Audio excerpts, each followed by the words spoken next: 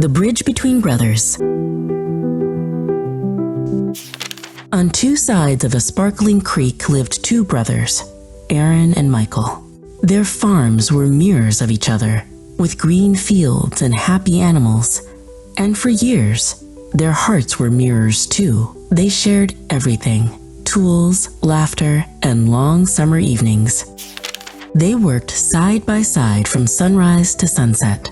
Their bond was as strong and reliable as the sturdy red barns they had built together, and their friendship was the talk of the valley. But one autumn, a shadow fell. A silly misunderstanding over a stray cow and a patch of prize-winning pumpkins led to harsh words. The words, once spoken, could not be taken back. The argument grew into a cold, heavy silence. The brothers stopped sharing their morning coffee. They stopped helping each other with the harvest. The creek between their farms began to feel as wide and as deep as an ocean. Michael felt the silence too. He missed his brother's easy laughter and steady friendship.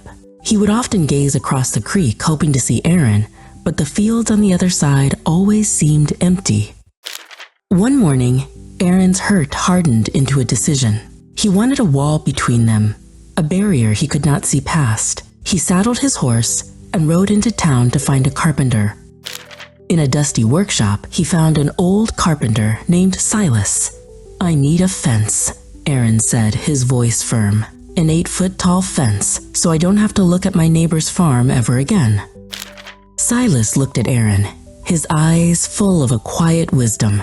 "I see," he said slowly, stroking his beard. "A tall fence. I have the wood.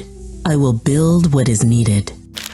Aaron left for a week to buy supplies in the city, a bitter feeling settling in his chest.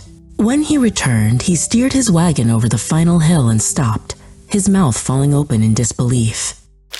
There was no fence. Where a wall of anger should have been, a beautiful wooden bridge now stood. It stretched gracefully from his land to Michael's, its handrails smooth and inviting. As Aaron stared, he saw his brother, Michael, walking onto the bridge from the other side. Michael's face was filled with a hopeful wonder as he looked at the stunning creation. Michael walked toward the center, his eyes shining. "You built a bridge," he called out, a wide smile spreading across his face. "After everything, I knew you couldn't stay angry forever." Aaron was speechless. He hadn't built this. He had asked for a wall. But as he looked at his brother's happy, forgiving face, the anger in his own heart began to crumble and wash away. The brothers met in the middle of the bridge. They didn't speak. They just stood there, listening to the gentle gurgle of the creek flowing peacefully beneath them. Finally, Aaron broke the silence. "I'm sorry," he whispered. In an instant, Michael pulled him into a hug. "I'm sorry too, brother," he replied, his voice thick with emotion. As they parted, they saw the old carpenter, Silas, packing his tools by the creek bank. "Wait," Aaron called out, hurrying toward him. "You built a bridge. How can I ever pay you?" Silas tipped his hat.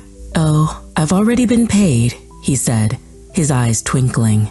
"I'm just a man who likes to build bridges." And with that, he turned and walked away. The brothers stood on the bridge for a long time, watching the sunset paint the sky. They talked and laughed, their voices once again echoing across the valley, mending the silence between them.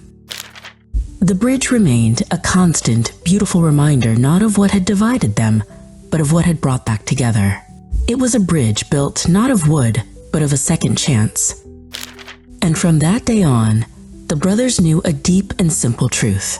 Sometimes what feels broken can be mended, not with wood or stone, but with forgiveness.